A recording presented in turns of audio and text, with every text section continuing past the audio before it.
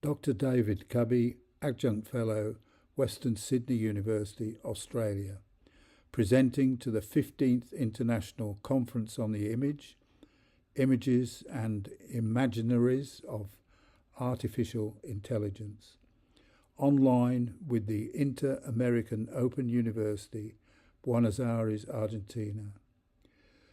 Human Intelligence and Artificial Intelligence.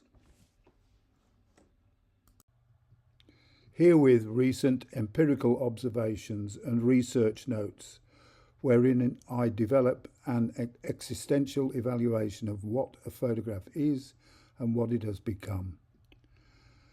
Photography is now an intrinsically different entity, offering a far greater range of depictive potential twixt intent and realisation, all the way from daguerreotype to electrodigital capture. My recent photographic images appear as though they may have been made using AI, but this is not the case.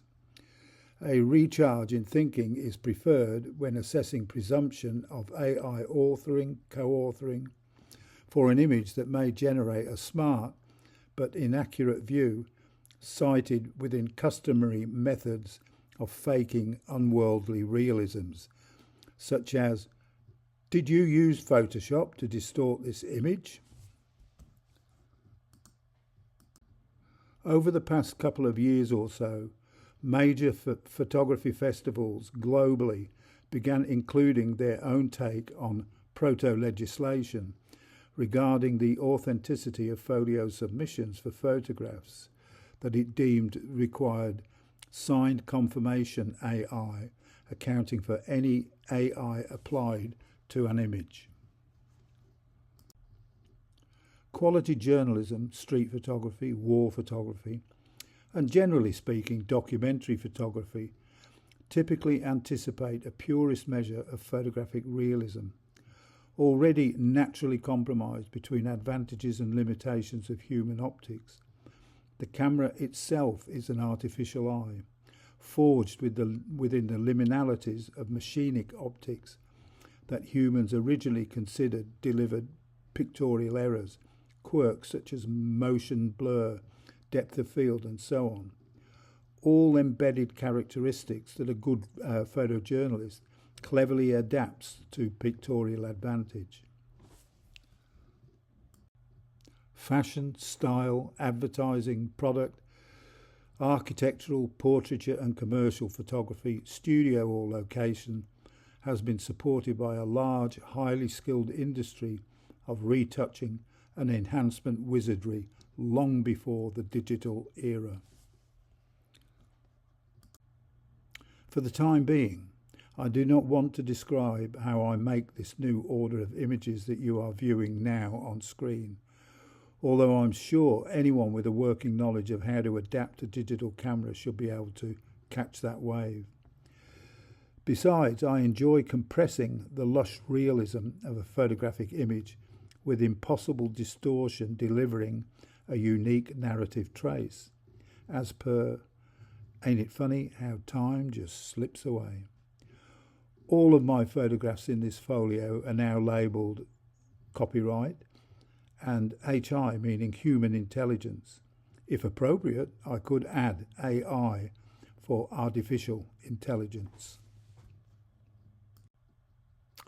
Recently, I was impressed to read words of considerable substance regarding AI by Professor Jing Han, Director of Australian and Chinese Arts and Culture, Western Sydney University, in her keynote speech to a University of Adelaide symposium, Challenges AI is Facing, as follows.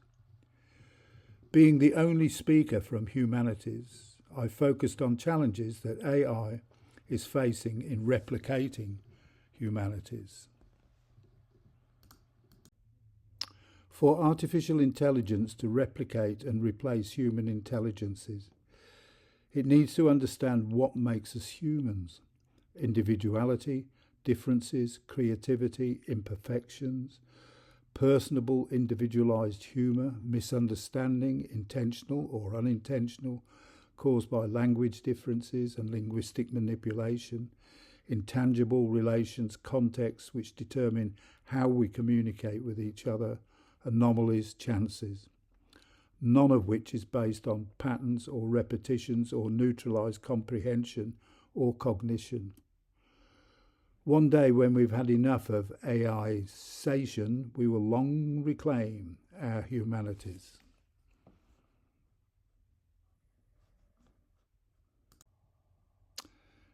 It seems there are two formats of intelligence wherein humans are adept. The artist, chess grandmaster Marcel Duchamp understood well this duopoly of intelligences. Champion chess players learn to visualise as deeply as possible all the implications of a particular move amidst alternative moves on the checkered board. It's a kind of dynamic archiving intelligence describing the AI mindset. Computers with sufficient processing strength will defeat any human, calculating the most efficient move affecting the best possible result from whatever position. Otherwise, human intelligence can be briefed philosophically in simple terms as follows.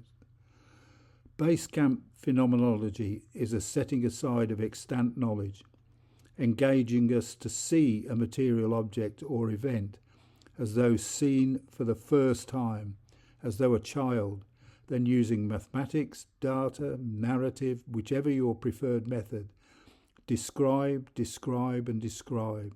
Don't judge. Until, like an amoeba, description splits open and new meaning is formed. When Duchamp turned a men's urinal upside down and exhibited it at Gallery 186, New York City, that was the first ready-made sculpture and a true setting aside of extant knowledge. Artists, comedians and children excel at working this way. Indeed, the best writers on photography, John Berger, Susan Sontag and Roland Barthes, who all knew of each other, referenced themselves as engaged in a kind of loose phenomenology. Duchamp shifted the emphasis of contemporary art from viewing art, the beautiful, the ideal, to wonder and a more cerebral than haptic art. Androids don't think that way. To emphasise the title of the image to the right of this page, Security androids converse. None feel a winter chill, but all accurately measure temperature.